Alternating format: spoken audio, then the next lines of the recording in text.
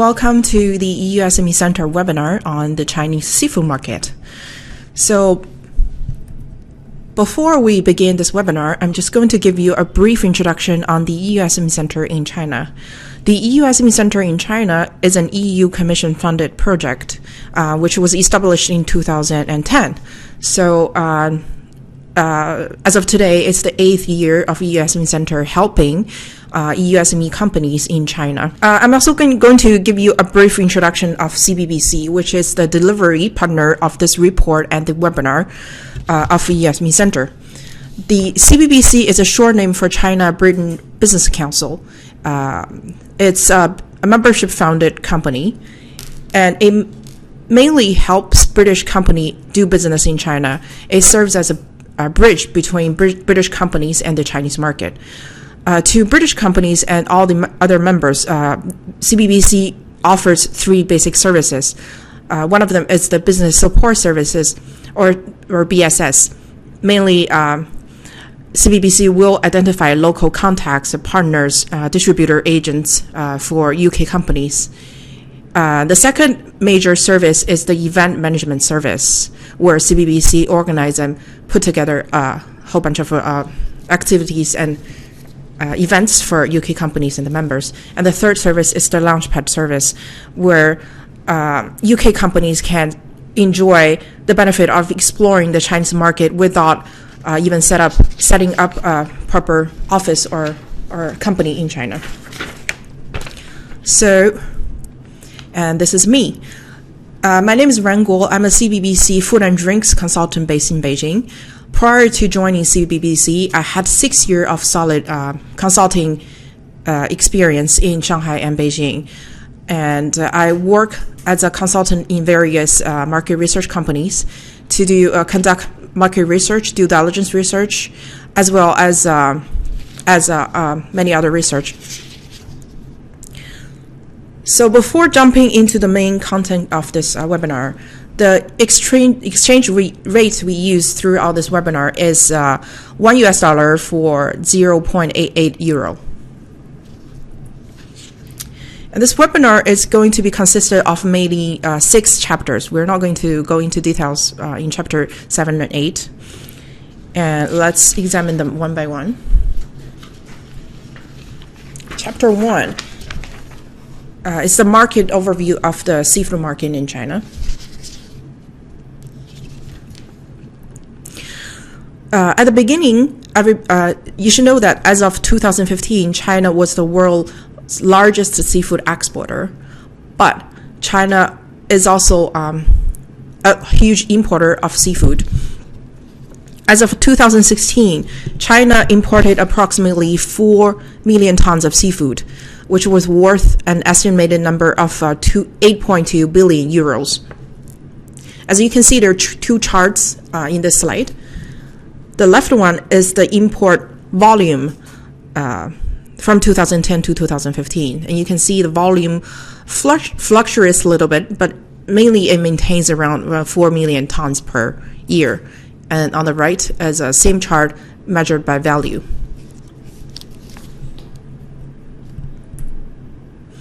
And this slide, it shows the top exporters to China by both value and volume.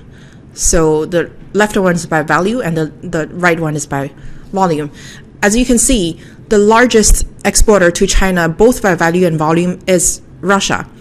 So in 2016, Russia nearly exported 1 million tons of seafood to China, which was around 1/4 of the entire import volume of Chinese seafood.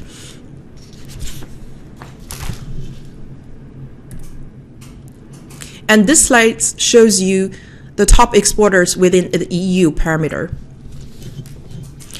As you can see, if we count by value, then the number one exporter in EU to China was Denmark in 2016.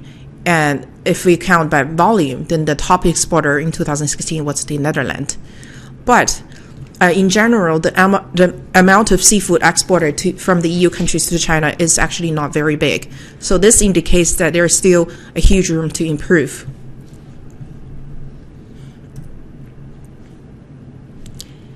And this slide shows you the EU export to China by volume and by value, the numbers from 2010 to 2016.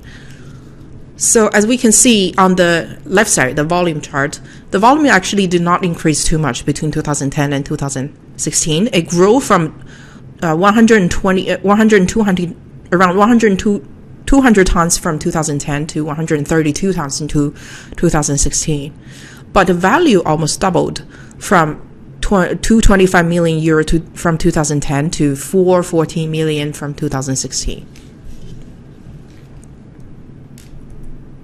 And now let's look at the top 10 EU export countries by value. So as I said previously, the number one EU exporter to China by value is Denmark, following by the UK, and the third one is the Netherlands.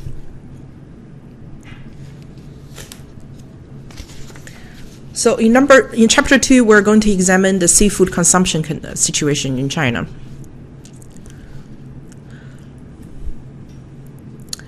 This slide shows you the top 10 import seafood consuming regions in China as of 2014. So as you can see, the top 3 provinces are Shandong, Liaoning, and Guangdong, following by Shanghai, Fujian, Tianjin, Zhejiang, Beijing, Jilin, and Jiangsu. If you're familiar with the Chinese geography, you should know that most of these top 10 regions or provinces are along the Chinese coast. So this indicates that most of the imported seafood products are actually consumed by regions and cities along the coast where the seafood products enter Chinese market. So this is a very interesting phenomenon. So what are the key drivers of consumption of imported seafood in China? We conclude that there are general 4 major drivers. The first one is the increasing income of the Chinese residents. So from 2011 to 2016, the average urban income of the Chinese residents increased from RMB 21,000 to 33,000. And the average income of rural residents in China almost doubled.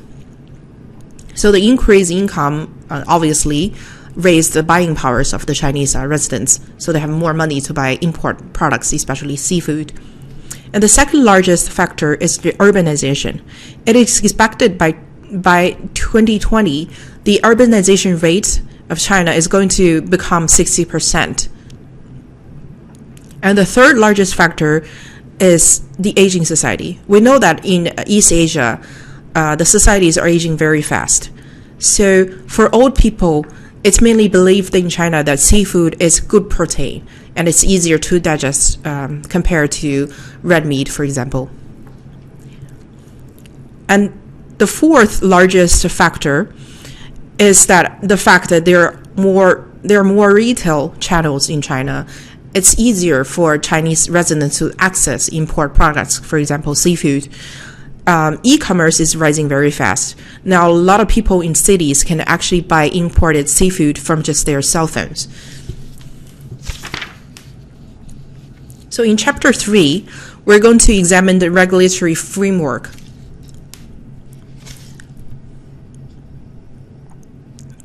So this is a slide that shows you the definition by Chinese government. What is the definition of seafood? So basically, seafood is the aquatic products for human consumption. I'm not going to go into a lot of details about the definition, as I'm sure a lot of you know what is seafood. So in China, every seafood product belongs to one HS category and is given one specific HS code. HS code is usually used as a basis for custom tariffs and for the collection of international trade statistics. So if you're a seafood exporter or manufacturer, I'm sure you know all these HS codes for your products. So what are the regulations and laws that are relevant for seafood manufacturers or exporters? There are in general 3 major regulatory frameworks governing seafood market in China. The first one is the Food Safety Law. The Food Safety Law was amended in 2015, so we call it now the New Food Safety Law. the food safety law, or the new food safety law, states that the AQSIQ, which is the general government authority for the administration of quality and for supervision and inspection and quarantine. And the second major regulatory framework is the administrative measures on import and export food safety, which came into effect in March 2012. And the third one is the administrative measures on inspection, quarantine, and supervision of import and export of marine products. This came into effect in 2011. So to do business with China, especially seafood business, one should be very familiar with AQSIQ. AQSIQ is the short name for General Admission of Quality Supervision, Inspection, and Quarantine. It maintains registration and record system of manufacturers, overseas exporters, agencies, and also conducts inspections. And in Chapter 4, we're just going to give you a step-by-step export guidance and on how to export your seafood products to China. As you can see, the guidance is mainly consisted of 8 steps. So the first one is the agreement and export permit confirmation. The second one is registration with certification and accreditation administration, which is short for CNCA. The third one is to check whether your product catalog, to identify if your products can be actually exported to China.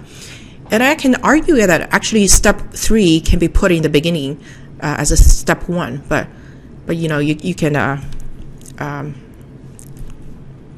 and step 4 is to confirm qualifications as an exporter and find your importer and your port of entry. Step 5 is to do your labeling, and step 6 is to apply a permit if you are exporting live animals or seafood, sea plants, and to design your packaging. Step 7 is to prepare your documentation for CIQ. Step 8 is inspection declaration and custom clearance.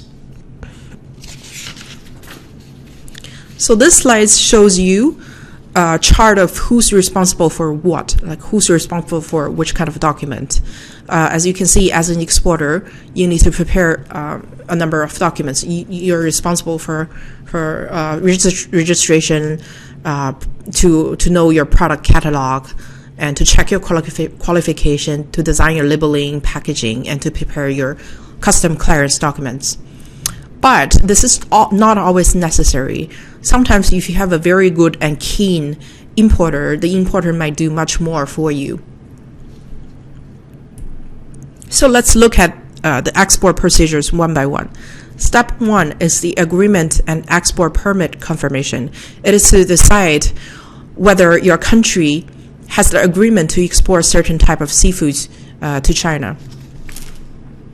So in order for your country to be qualified to export seafood to China, it should be on the list of approved exporting countries to seafood by AQSIQ.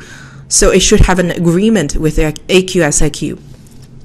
And as of August 2016, 21 EU countries in total had agreement with AQSIQ to export seafood to China.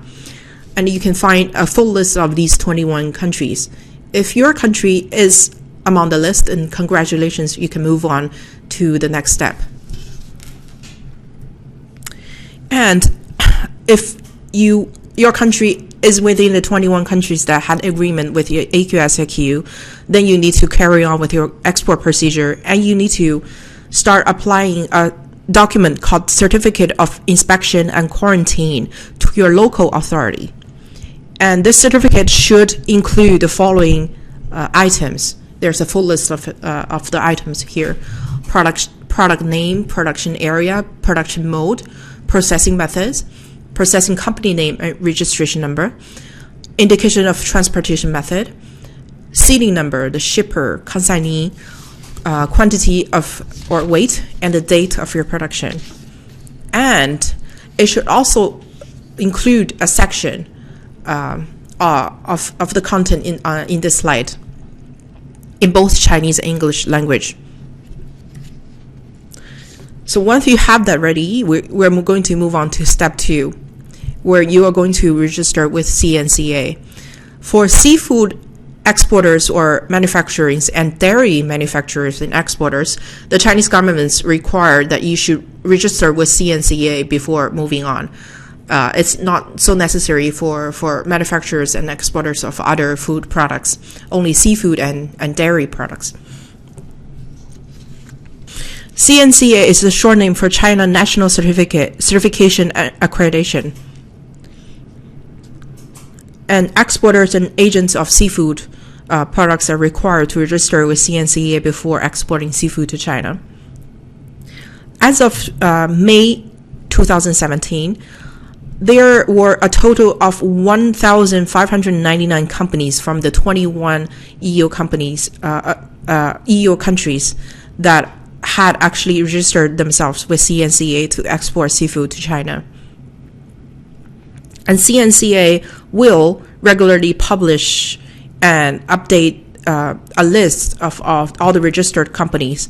So if you have already filed an application with CNCA, then you should regularly check the CNCA website to see your company is on, whether your company is on the list of approved applicants.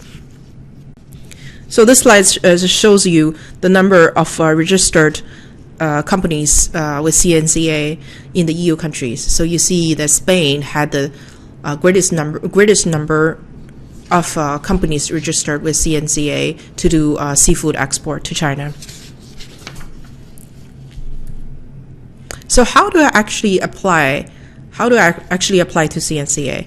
There are, in general, 3 steps. So the first step is where you need to apply to your local export country authority. And then in step 2, your local authority is going to recommend your company to CNCA, and CNCA is going to review.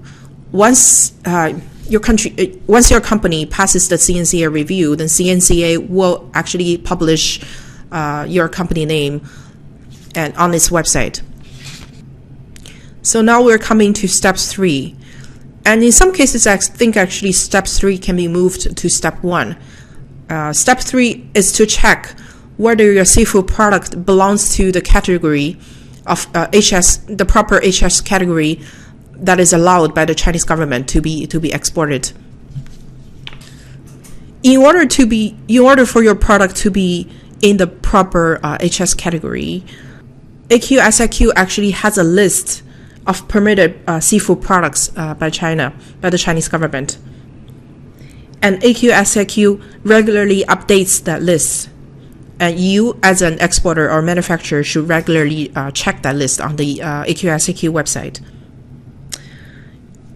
And you should also know, because the list goes by scientific names and HS code, so it is very necessary for you to know the scientific name of your seafood product as well as the HS code. And if your seafood product is not on the AQSIQ permitted list of seafood, then there's also ways that you can export your product. So this slide actually lists the items that you need to bring for an application to the AQSIQ to add your product to the permitted list. But this is a very complicated procedure, and it's usually very time consuming. So I'm not going to go into a lot of details on this thing. And the step 4 is for the exporter or manufacturer to check their qualifications and to identify an exporter and a port of entry. In order to successfully export your products, you need to have a strong and qualified importer, qualified by AQSIQ. So how do you find the importer? AQSIQ actually publishes a list of all the qualified importers on its website. So you can go and check that list. But I believe the list does not include any contact method, but it includes the company name. So once you have the company name, then you can check on Google to find out their contact information. And in case you're exporting frozen seafood products to China, then you should also identify a qualified port of entry that has the proper facilities for frozen products. And AQSIQ as well has a list of qualified port of entries that have the proper for facilities for frozen food. And you can also go on their website and check. So step 5 is to design your labeling. And this is a very important step. So your label should contain both Chinese and English language. And the Chinese label should be compliant with the relevant regulations and laws. AQSIQ is the government authority responsible for checking these labels. Before your seafood product actually arrives in China, your labeling should be reviewed in advance, and you should obtain a document called the Certificate of Import-Export Food Labeling Verification from the AQSIQ. And in order to obtain this document, you need to submit a number of items. And there's a list of all the items. So these items include the Certificate of Import-Export Food Labeling Application Form, the designed instruction for food labeling and supporting documents, the content of the label, the relevant regulations for food labeling in your country, and 6 sets of food labels or photos, or if you have other materials. And if your product is being imported by China for the first time, and you need to submit a number of documents for your labeling to be accepted by AQSIQ. So these documents include the original label and the translated version, samples of pre-packed food label in Chinese, copies of importer's business license, so your partners, the Chinese partner's business license, distributor or agent details displayed on the label, or if you have other documents. If your product's if it's not the first time for your products to being imported by China, then you need to provide evidence of that, and you don't need to submit all those documents. All pre-packed food need a label in Chinese language, and this label usually comes in a white sticker on your outer package of your product, and it needs to be approved by AQSIQ, as I previously said. So what do I include on my label? And these are the information that you should put on your label in Chinese language.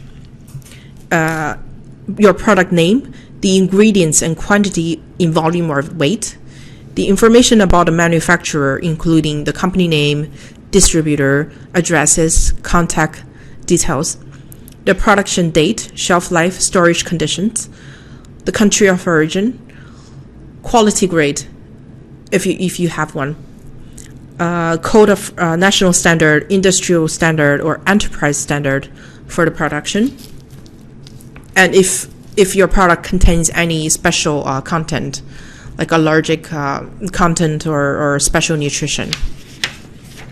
So what if my product is organic?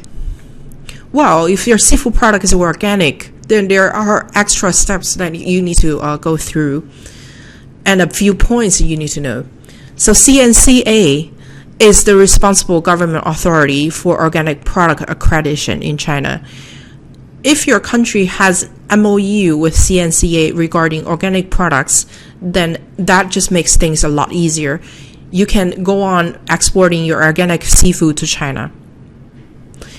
And I know some exporters, in order to save money and time, choose to cover up the word organic on their packaging. But I don't think this is always a good idea.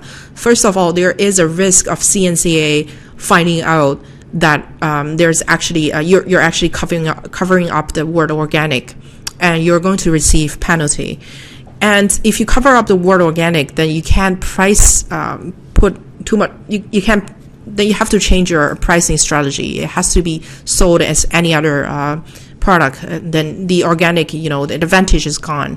So if you really want to avoid the procedure of registering yourself as an organic product, then probably you can consider repackaging your product, but that will usually take a lot of time. So applying for organic accreditation usually takes a lot of time and money in China. So that's why it's a little bit of trouble if you're an organic producer. So step 6 is for exporters or manufacturers that produce that export live sea animals or sea plants to China. And how do you design your packaging if you're exporting live animals and plants? First of all, if you're exporting live sea animals or plants, then you need to apply for a quarantine permit, which is called Quarantine Permit for Importing Animals and Plants, to the CIQ. CIQ conducts on-site inspection and it checks your packaging. The specific requirements on the packaging for live sea animals include the following points. First of all, your packaging must be new or disinfected, and your packaging must be designed and produced in a way that it prevents leakage. And the inner packaging must be transparent, and each container can only carry one type of seafood. And the water or ice in the packaging should also meet a relevant standard. And the bedding materials in your container should also be disinfected. So this slide just shows you a list of what your packaging, the outer packaging, should contain if your product is a live sea animal or sea plant. And I'm not going to go into a lot of details, but there's a full list you can use as your reference. And step 7, what do I need to provide to the CIQ when my cargoes arrive in the at the port of entry? So this is there's a full list of the documents that you need to show CIQ before or during your product entries to China, enters China. So first of all, the consignee, the name of the consignee, the original inspection quarantine certificate, the original certificate of inspection and quarantine issued by your export country, your country of origin, and the certificate of product origin, trade contract, the contract you have with a Chinese importer, the letter for credit or LC, bill of lading, invoice, labeling sample, and translated version if your product is being imported for the first time. And this slide shows you a flowchart of the custom clearance procedure. So first, your seafood product arrives at the port of entry in China. You need to go through custom clearance. Once that is done, then CIQ will conduct on-site check of your product, and it will choose whether it needs a sample from you or not. If in either case, if it takes a sample from you or not, in either case, once your product passes the CIQ check, then you'll be issued a document called Quarantine Certificate for Inbound Commodities, and you're ready to go. Then you can ship your product to the importer and to the warehouse. But in case your product didn't pass the CIQ check, then you'll be also issued a document called the Notice for Unqualified Sanitary Certificate. This is a very unfortunate step where your product will actually be returned or destroyed by the CIQ. If your company exports for the first time seafood product to China, AQSIQ will actually conduct a risk analysis, except for when your product belongs to the below HS categories. HS category 1607, 1604, 05, and 2008. If your product actually belongs to the below categories, then your company doesn't need to be go through the risk analysis by AQSIQ. Otherwise, you have to go through that procedure. So, having going through the export procedure and having analyzed the Chinese seafood market, what are the challenges and recommendations that we can give you? Let's look at the challenges of the seafood market in China. The first challenge comes from the food safety perspective. As I said previously, the food safety law was amended in 2015. The new food safety law requires that AQSIQ to be stricter with inspections. There is stricter requirements on traceability, and there is heavier penalties. And the second greatest challenge comes from the market, from the competition side. The Chinese seafood market is highly competitive because China has trade treaties with a lot of countries. So companies in these countries may enjoy as much as zero tariff for seafood products. For example, Australia is one of these countries that have trade agreements with China. So then EUSME companies would face great challenge and competition from companies in countries that China has trade treaties with. So that being said, with all the competition and challenges, what are the recommendations that we give? First of all, we urge the EUSME companies to understand the Chinese seafood market, to follow up with relevant regulations and laws. And these regulations and laws change all the time. So it is very important for the company to monitor the Chinese market and the government to see whether there's any new regulations and laws coming up. And the second one is to understand that China is not just a huge market in a whole. It's rather several diversified small markets. Because as I said above, a lot of seafood products are actually just consumed by coastal provinces, and inland provinces and cities actually have very different food habits. So it is recommended by us that the seafood exporters or the manufacturers actually conduct a market research to understand the Chinese market and to understand Chinese people's eating habit of seafood before you set up your strategies to export to China.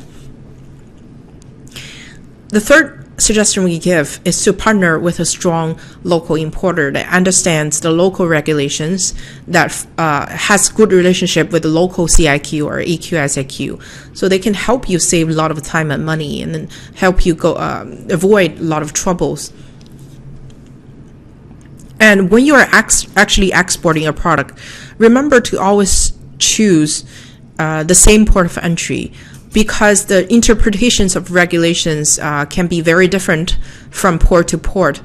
For example, Shanghai port, the customs or the CIQ can have very different requirements on documentations than, for example, Guangdong port. So it is important for you to always try to enter from the same port. So cases and examples.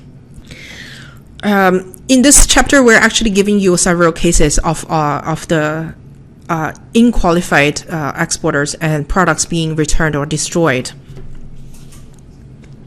In March 2015, China stopped importing salmon product from Norway because the Chinese authorities stated that they had previously detected infectious salmon anemia, ISA, from a batch of salmon products from Norway. And the Chengdu CIQ actually destroyed a batch of salmon products from the UK because the bacterial level exceeded the standard. And you can also see a chart of the several cases in 2015 where the products were either returned or destroyed. So what we can conclude with from all these cases is that you should do your homework before exporting to China. Check the relevant industry standard, the sanitary standard, the bacterial levels, and check what documents you need to prepare, and prepare them in advance before your products actually reach the port. So that will save you a lot of money and time, and avoid you the trouble of your product being returned or destroyed. So that brings us to the end of this webinar. In Chapter 7, there's several links we give you these are the website links of relevant government authorities in China and the relevant regulations and laws that we strongly urge you to read and study. And these are the list of trade shows as seafood exporters or manufacturers. You can choose the tent in China to meet with local distributors, importers, to know the market. And this is something extra that you can read on seafood market. It's called Exporting Seafood to China, Market Trends, Regulations, and the Procedure. This is actually the report based on which this webinar is made. So if you're interested, please do feel free to read the full report to have a better idea of the seafood market in China. If you do have any questions on seafood market in China or the Chinese government in general, please do not hesitate to contact the EUSME Center. Email address is listed in this slide, or you can contact the CBBC, China Britain Business Council, for more assistance and information. And thank you very much for listening to this webinar. I hope you every success in doing business with China. Thank you. See you. Bye.